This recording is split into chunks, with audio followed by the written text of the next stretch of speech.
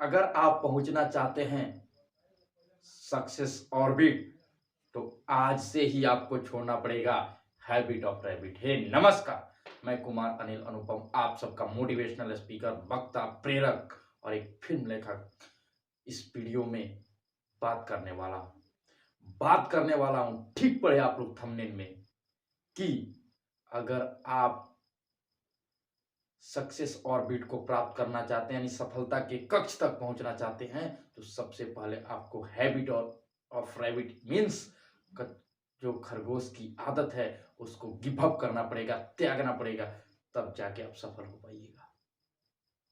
आपने बचपन में वो कहानी जरूर सुनी होगी, कछुए और खरगोश की। अगर नहीं सुनी है तो इस मोटिवेशनल वीडियो में मैं उसके बारे में चर्चा करने जा रहा हूं। तो हुआ यूं कि एक बार कछुए और खरगोश में होड़ लगी कि कौन इस जंगल के आखिरी छोर तक, जो एक लंबा सा वृक्ष था ताड़ का, उसके पास पहुंचता है।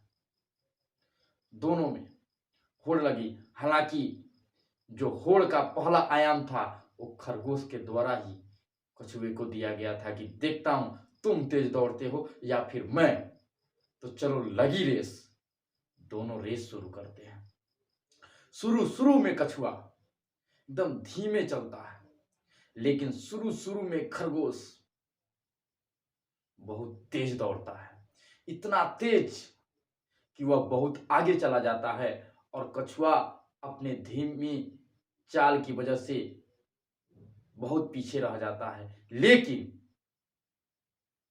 यहाँ पे एक सीख मिलेगी, जब तक मंजिल का अंतिम पड़ाव ना आ जाए, किसी को आगे पीछे की बीच की तुलना कभी नहीं करनी चाहिए। तो हुआ यूं कि कछुआ जब आधे रास्ते में पहुंचा तो उसे नींद सताने लगी। सोचा कि क्यों न थोड़ा आराम करूं, थोड़ा सा थका हुआ हूं, अभी तो कछुआ को वक्त लगेगी आने में।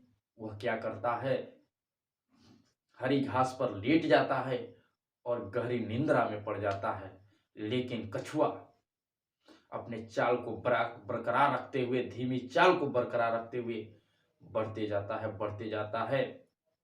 अपने कदमों से वह ताड़ के नजदीक पहुंच जाता है। जब खरगोश की नींद खुलती है तो उसकी नजर कछुए पर पड़ती है, लेकिन कछुआ रेस जीत चुका होता है। तो इसी तरह के हमारे जीवन में भी बहुत सारे पहलू हैं जिस पहलू पे हम ध्यान नहीं देते हैं। हम आलसपन को इतना ज्यादा अपने शारीरिक और मानसिक तौर पे इसको अपना आप जगह दे देते हैं कि हमारे जीवन में फुर्ती के लिए कोई जगह ही नहीं बचता है। तो फुर्तीला बनिए अपने लक्ष्य के प्रति, अपने गोल के प्रति, क्योंकि अगर आप पहुंचना चाहते हैं, पुनः एक बार और, क्योंकि अगर आप पहुंचना चाहते हैं सक्सेस की ऑर्बिट, सक्सेस की ऑर्बिट, तो आज ही से आपको छोड़नी पड़ेगी हैबिट ऑफ रैबिट। क्योंकि खरगोश की आदत से आप सफलता की मंजिल तक नहीं पहुंच सकते हैं। अगर आपको सफलता तक पहुंचना है तो कछुए के ही चाल चलिए, लेकिन निरंतर चलिए, कंटिन्यूटी बरकरार रखिए। क्योंकि मेरे दोस्त, कंटिन्यूटी से थिंकिंग बिल्ड होता है और थिंकिंग से ज्ञान की परिसीमाएं भी टूट जाती हैं। जब ज्ञान के अथाह भंडार दिमाग में विचरण करने लगते हैं और वहां से इंसान को एक स्वामित्व बुद्धि की प्राप्ति होती है, जिससे वह दुनिया भी बदल के रख देता है।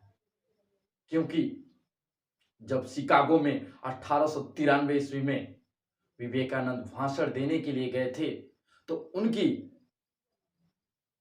वस्त्र धारण को देख करके वहां के लोगों ने उन पे बहुत सारे ठठाके की, हंसी, कहें तो मजाक उड़ाया था। लेकिन जब वही विवेकानंद 1893 ईस्वी में उसी मंच पर जब पहुंचे और उन्होंने एक लाइन शुरू की कि dear brother and sisters of America, America के प्यारे भाइयों एवं बहनों, तो तालियों की गूंज उठी और ऐसी गूंज उठी कि यह गूंज सदा सदा के लिए अमर हो गई। तो यही मैं अंत में कहूँगा कि अगर आप अपने गोल पर फोकस करना चाहते हैं ना, तो इर्द-गिर्द की चीज़ों पर फोकस करना बंद कर दीजिए। बंद कर दीजिए कि लोग क्या कहेंगे। बंद कर दीजिए कि ये होगा कि नहीं होगा। बस आप कार्य कीजिए, क्योंकि गीता में स्पष्ट लिखा गया है कि कर्म कीजिए, फल की चिंता ना कीजिए।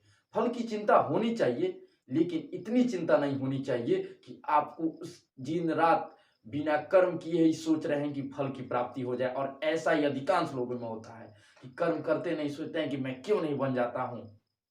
लोग देखते हैं कि कोई व्यक्तित्व आज इतना बड़ा हो गया, रातों रात स्टार हो गया, लेकिन ये पता नहीं होता है कि उस स्टार नाइट को लाने के लिए न जाने कितने स्टार्स ऑफ नाइट उसने गुजार दी है।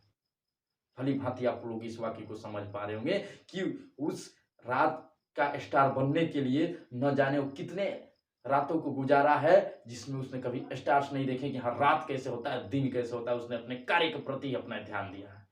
इसीलिए मैं कहूंगा कि फिर से पुनः कि अगर दुनिया में आपको गोल गोल घूमना चाहते हैं, तो अपने गोल पे फोकस कीजिए, अपने दिमाग पे फोकस कीजिए, अन्य चीज़ों पे फोकस ना कीजिए। क्योंकि जिन लोगों को आपको समझाना है उन्हीं से डरिएगा, उन्हीं से आपको भय लगेगा, तो आप जीवन में कुछ नहीं कर पाइएगा। तो एक बार पुनः एनर्जी बिल्ड कीजिए। मैं आपका मोटिवेशनल स्पीकर हमेशा नए ऊर्जा के साथ, नए उमंग के साथ एक एक वीडियो बनाता हूँ, ताकि लोगों के, भारतवर्ष के योद्धाओं के, अन्यत्र दुनिया के किसी भी बच्चे, युवा, भ्राता, बहन, सबको यह बुद्धि विवेक मिले और अपने जीवन में अपने मकसद को अंजाम दे। जहां वो पहुंचना चाहता है वहां पहुंचे। डॉक्टर बनना चाहता है डॉक्टर बने, आईएएस बनना चाहता है आईएएस बने, बिजनेसमैन बनना चाहता है बिजनेसमैन बने, और चाहे तो मेरे जैसे मोटिवेशनल स्पीकर भी बने। धन्यवाद मित्रों, मिलते हैं अगले वीडियो में। तब तक के लिए जय हिंद, वंदे।